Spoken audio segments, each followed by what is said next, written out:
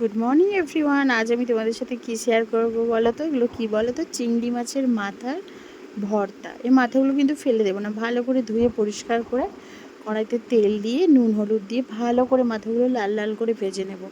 চিংড়ি মাছও যেমন আমাদের ভালো লাগে, আর এই মাথার ভর্তাও কিন্তু সুন্দর লাগে। তো চলো।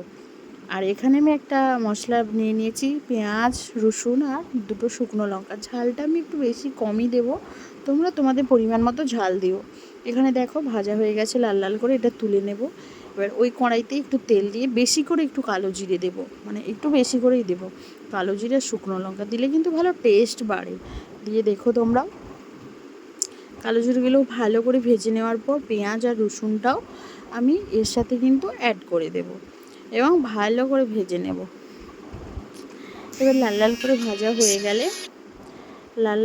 ভাজা হয়ে গেলে তুলে নিলাম।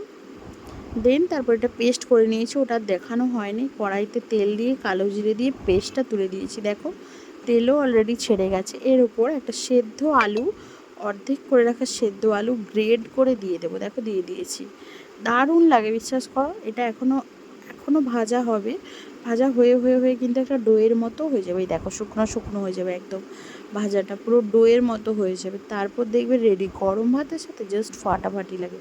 খেয়ে দেখো, তোমরা বানিয়ে দেখো। আর ভালো লাগলে অবশ্যই একটা লাইক অ্যান্ড সাবস্ক্রাইব করো, কমেন্ট করো তোমরা তোমাদের ভালো লেগেছে কি না, তাহলে কিন্তু আমারও ভিডিও দিতে ভালো লাগবে। টাটা।